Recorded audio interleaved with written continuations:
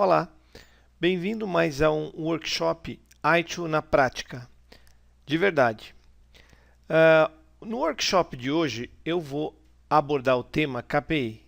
Então, no item 1 aqui eu vou definir então o que é KPI. No item 2 eu vou dar alguns exemplos de KPI para o jogo de futebol. Depois eu vou falar da pesquisa de satisfação, taxa de abandono, chamados fechados dentro do SLA e taxa de disponibilidade. Então, esses 4 itens aqui, ou seja, pesquisa de satisfação, taxa de abandono, chamados fechados dentro do SLA e taxa de disponibilidade, são 4 KPIs extremamente importantes para qualquer área de TI. Então vamos lá, o que é o tal do Key Performance Indicator, ou indicador de performance-chave?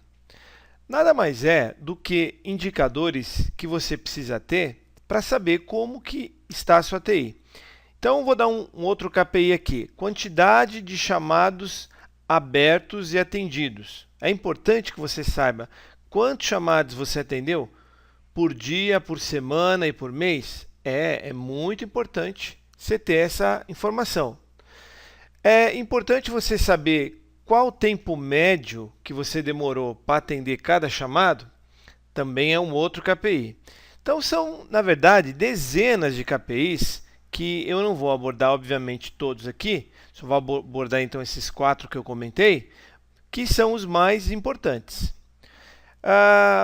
Existem vários gestores que não costumam ter relatório de como anda a TI.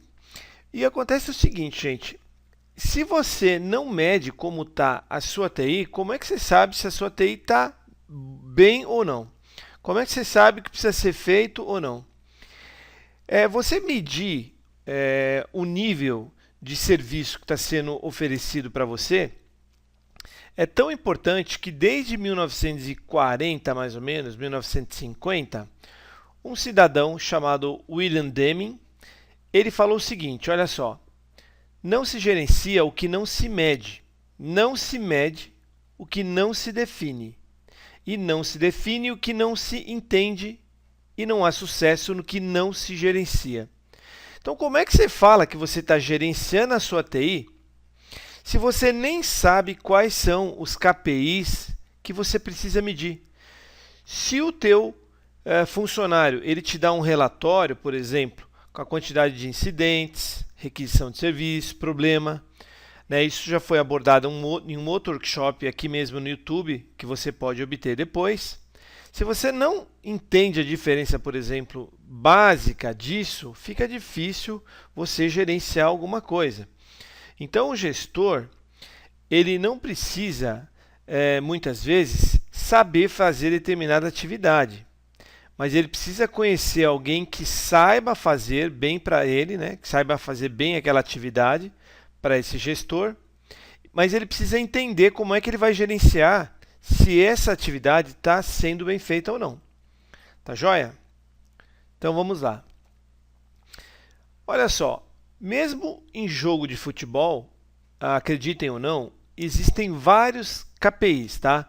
Então hoje qualquer partida de futebol, no final, você tem lá os N indicadores. Existe até um programa da Bandeirantes chamado Terceiro Tempo, que após o jogo eles ficam analisando detalhadamente o que aconteceu no jogo.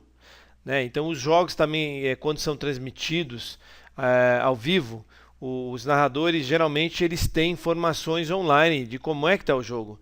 Então, por exemplo, quantos cartões amarelos tivemos, quantos escanteios, quantos desarmes, quantos impedimentos cada equipe cometeu, tá ok? Quantos lançamentos, passes certos, passes errados.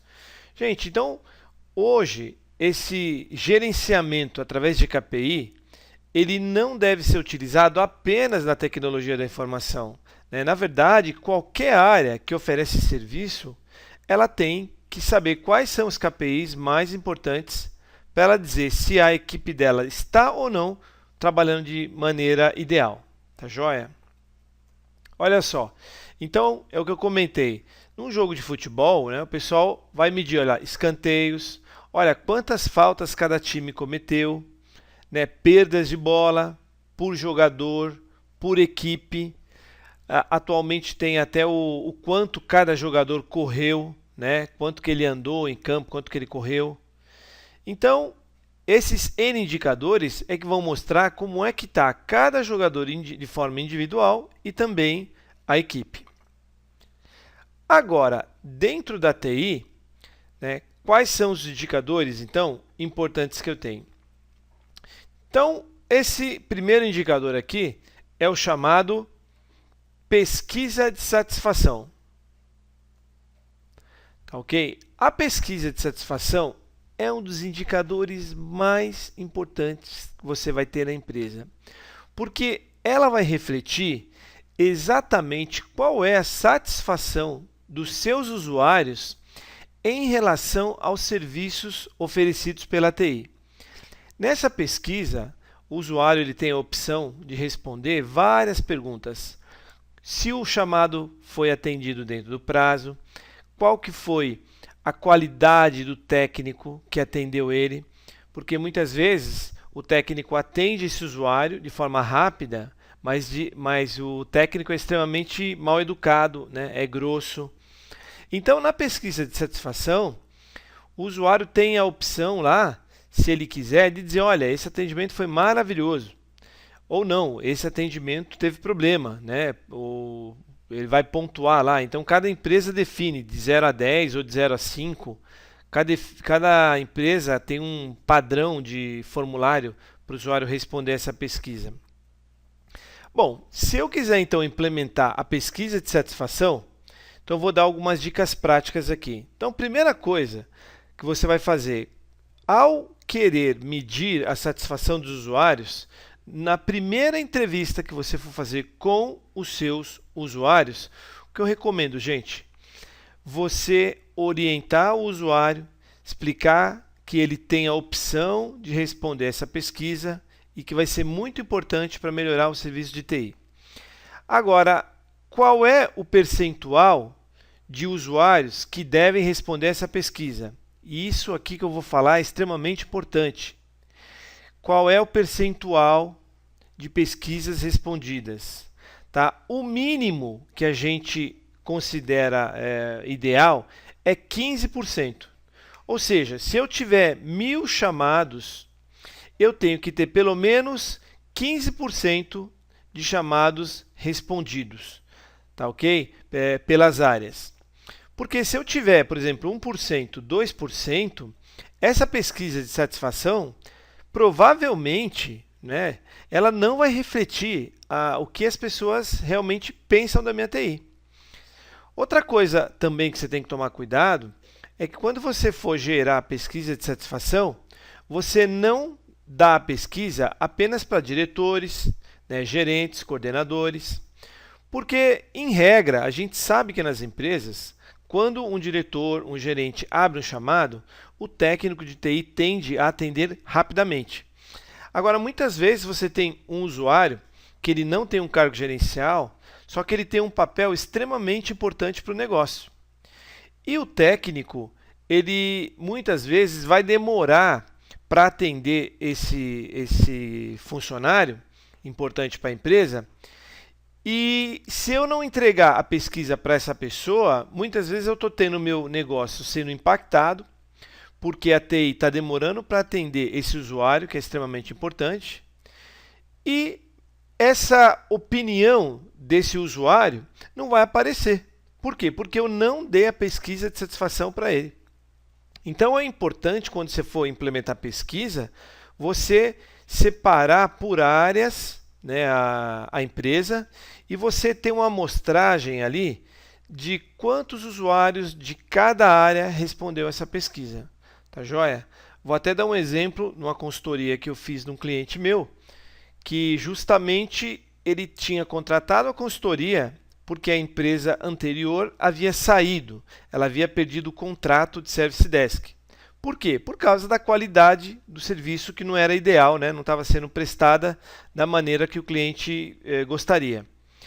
E aí, conversando com esse gerente, ele falou assim, olha, você sabe que a empresa anterior, ela até tinha uma boa pesquisa de satisfação, né? Beirava em torno de 95%, 96%. Aí eu já tinha pego já alguma amizade assim com esse gerente, eu brinquei com ele, falei, olha, se a satisfação dos usuários era 95, por que então que você está contratando um novo serviço de consultoria? Aí ele parou, pensou, né? Aí a gente foi pesquisar junto, o que a gente descobriu? Que ele fazia exatamente isso. Ele só dava essa pesquisa para a diretoria, para a gerência e para um outro usuário, né? Ele não atingia o percentual mínimo de 15%. Tudo bem? Então, olha só, gente, quais são os indicadores de mercado aceitos na pesquisa de satisfação? A média vai de 93% a 95% de usuários satisfeitos e muito satisfeitos. Então, por exemplo, aqui, ó, dentre 1.000 chamados, eu espero ter uma média de 93% a 95% desses 1.000 chamados, que todos os usuários que responderem essa pesquisa, eles vão me gerar um indicador desse, 93% a 95%. Isso é um indicador de mercado, tá? Tem empresa que geralmente põe aí 98%. Tudo bem, gente? Vamos para o próximo índice, então. Taxa de abandono. O que é a taxa de abandono? Olha aí, ó. É o total de ligações perdidas feitas para o helpdesk, excluindo-se a desistência.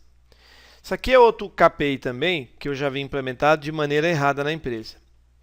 Então, a taxa de abandono é o seguinte, muitas empresas ela têm aquele equipamento que chama URA, né? Unidade de Resposta Audível, que nada mais é do que quando você liga lá para o helpdesk, cai no modo automático lá, né? Cai a musiquinha lá do gás e você tem que esperar um determinado tempo para ser atendido. Pois bem, o tempo desse usuário esperar, você tem que definir um SLA para esse tempo. Então, eu vou dizer assim, olha, eu vou contar 3 toques, né, de telefone. Após o terceiro toque, né, se o usuário desligar antes do terceiro toque, não vai ser taxa de abandono. Vai ser o que a gente chama de desistência. Opa, então peraí, desistência também é um KPI? Também, só que com a seguinte diferença, gente. A desistência, em regra, ela não vai denegrir a imagem do helpdesk, porque pode ser que o usuário ligou para o helpdesk até por engano. Você imagina se eu ligo para o helpdesk, aí a hora que eu ligo eu falo, né, eu queria uma informação, mas na verdade a pessoa já me passou. Aí o analista atende, você inclusive desliga na cara da pessoa. Isso não é taxa de abandono, isso é o quê? Desistência. Então, na sua URA, na hora que você for configurar, você tem que saber qual é o tempo que você vai estabelecer para que seja contado taxa de abandono.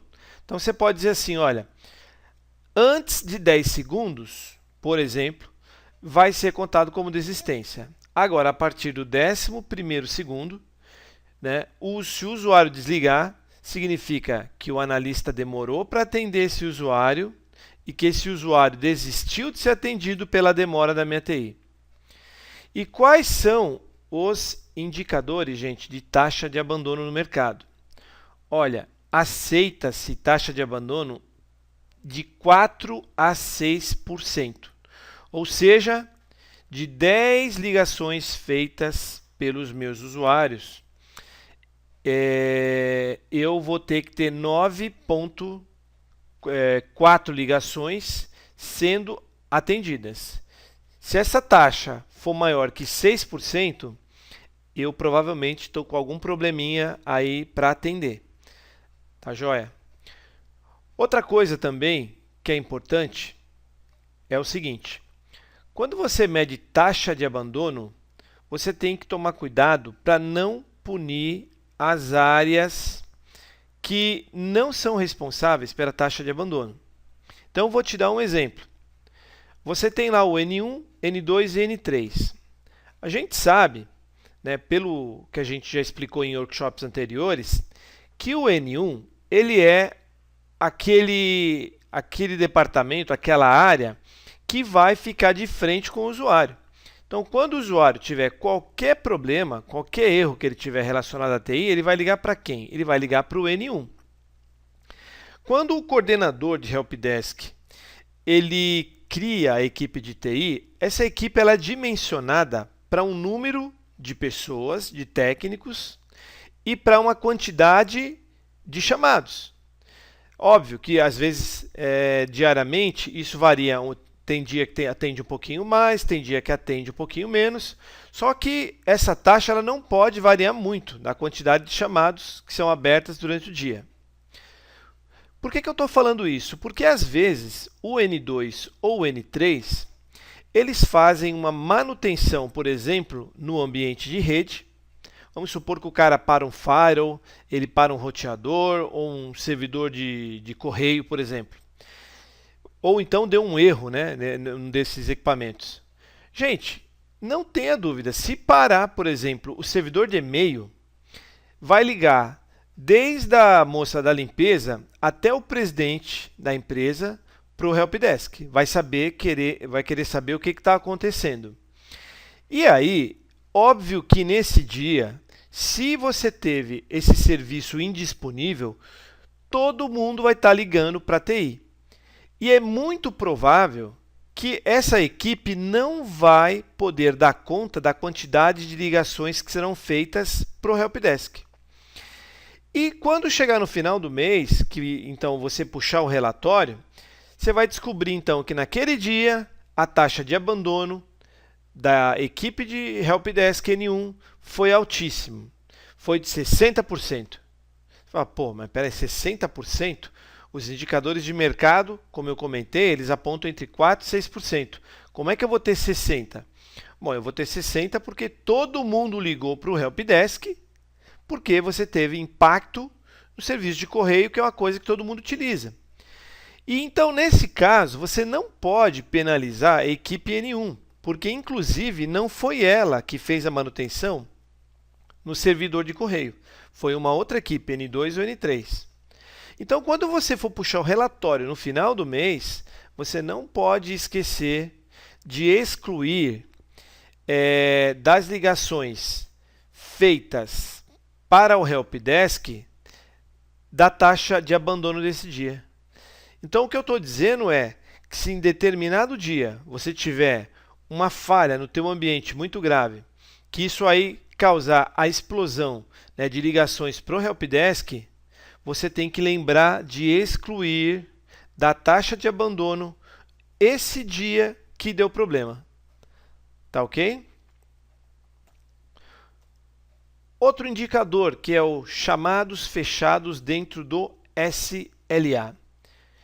Gente, chamado fechado dentro do Service Level Agreement, ou acordo de nível de serviço, nada mais é do que a TI se comprometer a entregar o que foi acordado entre as áreas.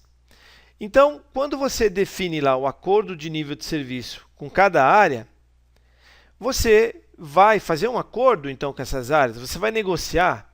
Então, você vai chegar, por exemplo, na maioria dos departamentos, né, e negociar com eles, dizer o seguinte, olha, se entrar um funcionário novo na empresa e eu precisar criar uma conta no AD, uma conta no Exchange, né, quanto tempo vocês acham recomendável que a gente possa gastar para criar esses logins?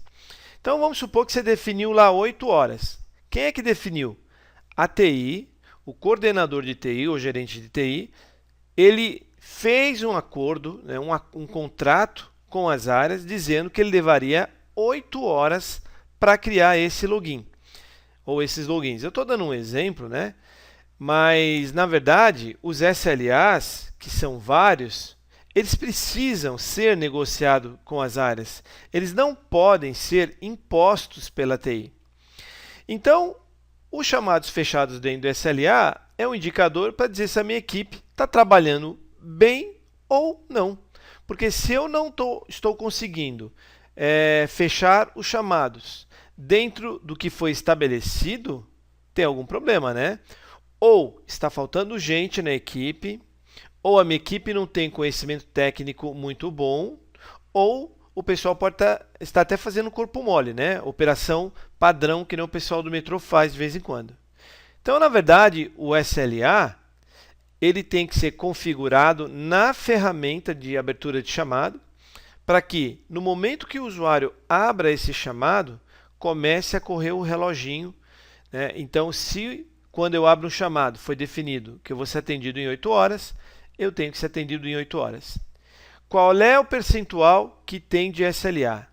Gente, varia, tá? Quando você está implementando ITIL, né, configurando alguma ferramenta, geralmente os SLAs tendem a variar. Então, você, no primeiro mês, você fala, olha, eu vou atingir 60, no segundo mês 80, 90, mas a regra, uma vez que os processos estejam implementados já há algum tempo dentro da empresa, o ideal é que você fique batendo aí 98, 99% de SLA. Tá joia? Outro KPI, taxa de disponibilidade de serviço. Gente, esse indicador é outro indicador extremamente importante, porque aqui eu estou dizendo se o meu serviço está ou não disponível. Então, a pior coisa que tem para um usuário, e eu falo isso como cliente de banco, você chega na agência bancária, você quer sacar o dinheiro, e na hora que você vai pôr o cartão, tá lá, caixa indisponível, né? Nossa, quer ver uma coisa que me deixa nervoso é isso. Por quê? Porque geralmente você está precisando de dinheiro, né? É uma coisa urgente. E para o usuário é a mesma coisa. O usuário, quando ele vai querer utilizar algum serviço da TI para fazer o trabalho dele, e esse serviço está fora do ar, isso começa a gerar uma insatisfação, né? O usuário começa a ver a TI como algo que atrapalha, na verdade, ele, né? Ele começa a se sentir refém. Então, eu posso medir esses indicadores de disponibilidade da seguinte maneira. Eu vou ter 4 subitens, né? Que a gente vê aqui, olha, o que ele chama de MTTR, que é o Mean Time to Repair, o Mean Time to Restore Service, o Mean Time Between Failures e o Mean Time Between Service Incidents. O que cada indicador desse aqui vai medir? Olha só, o primeiro indicador aqui, o MTTR, tempo médio para reparar, repara aqui em cima, olha, no MTTR. Significa que a partir do momento que o incidente foi detectado, quanto tempo eu levei para reparar esse serviço? Qual foi o tempo médio que eu demorei para reparar esse serviço? É importante eu saber quanto tempo eu demoro para reparar um serviço. Uma vez que esse serviço ele foi reparado, eu não vou gastar algum tempo para esse serviço voltar a funcionar. Tá joia? Então, eu vou até fazer uma analogia aqui com o serviço de energia elétrica. Quando cai a energia elétrica, né, quando a gente sabe que tem uns apagões aí, muitas vezes a pessoa ela consegue reparar, né, o técnico repara esse serviço de forma rápida, só que para esse serviço voltar, ele demora, porque existem vários processos, né, para poder fazer esse serviço subir novamente. Então, é o que ele chama então de MTRS, ou tempo médio para restaurar o serviço. Outro indicador aqui, o MTBF, é o tempo médio entre falhas. Então, o que é o tempo médio entre falhas? Olha, eu acabei de restaurar o meu serviço. Depois que eu restaurei esse serviço, quanto tempo ele voltou a se repetir esse erro? Né? Eu acabei de restaurar, ele caiu novamente depois de quanto tempo? Isso é importante eu saber, né? Porque às vezes eu coloco o serviço para funcionar 9 horas da manhã, meio-dia ele caiu de novo. Tá joia? Então, não reparei esse serviço de maneira ideal. O outro indicador que eu tenho, então, o MTBSI, que é o tempo médio entre incidentes de serviço, ele vai dizer o seguinte, eu tenho um incidente que foi aberto, né, no dia 1º, e esse incidente ele se repetiu depois de tantos dias. Então, esse indicador, inclusive, ele é importante para saber se você não está tendo chamados recorrentes. Então, eu abri um chamado no dia 1º, no dia 5, um técnico foi lá, restaurou esse serviço, deixou funcionando. Daqui a mais 3 dias, novamente parou. Né? E aí, quando eu chego no final do mês, puxo o relatório, eu vou descobrir que para um usuário apenas, o mesmo erro aconteceu 10 vezes.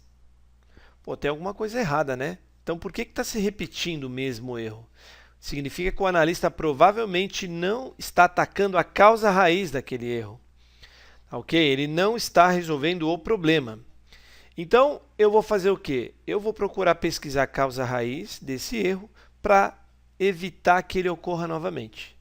Tá ok? Então, é o tempo médio entre incidentes de serviço. Quero agradecer a participação no workshop, espero que eu tenha clareado um pouco de KPIs. Na verdade, como eu já disse, né, são dezenas de KPIs que a gente precisa implementar para saber se a nossa área de TI está ou não funcionando bem. Muito obrigado.